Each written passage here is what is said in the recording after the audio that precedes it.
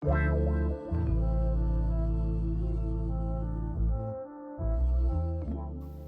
for today's pilot episode, we will be unboxing the SLX M7100 brake set from Shimano. This is the 2-piston variant of their series.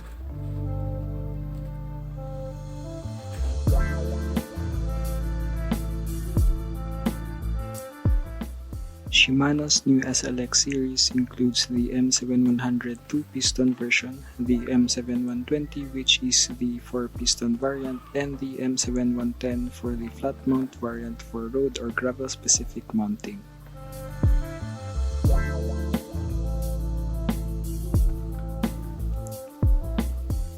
As you can see, the M7100's intended use is for XC or cross country. You can opt for the M7120 if your riding discipline is more trail specific or enduro.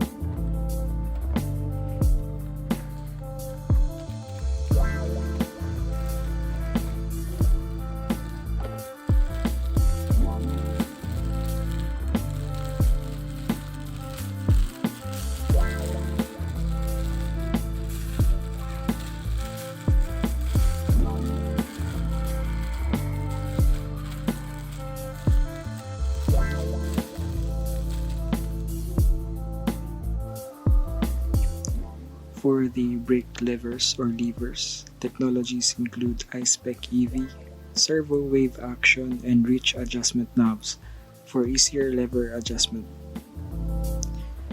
Yung Servo wave action, little lever movement is needed to bring the pads into contact with the rotor.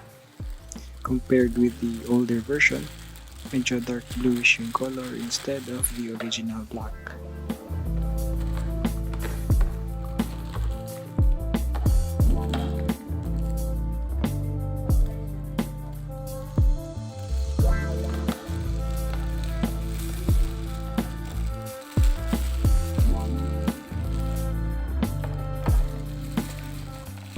Moving on with the brake hose and calipers, brake hose is SM BH90 SBM, and the pads na nakakabit sa caliper is the G03S resin pads.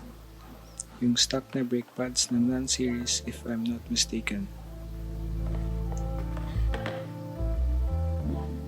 Brake pad options that are compatible with the M7100 include J03A for resin, J04C for metal for finned variant, and J03S resin, J04S metal for the non-finned variant or standard.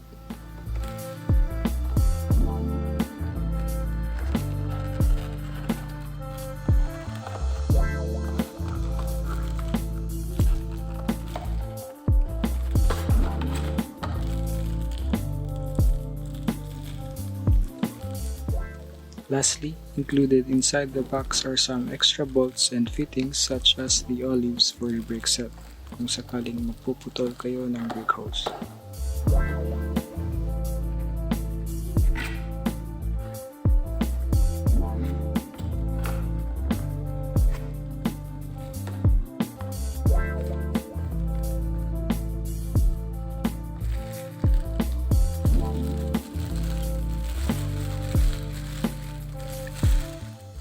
A big thanks to RUBIA Bike Shop for sending a complete and legit package.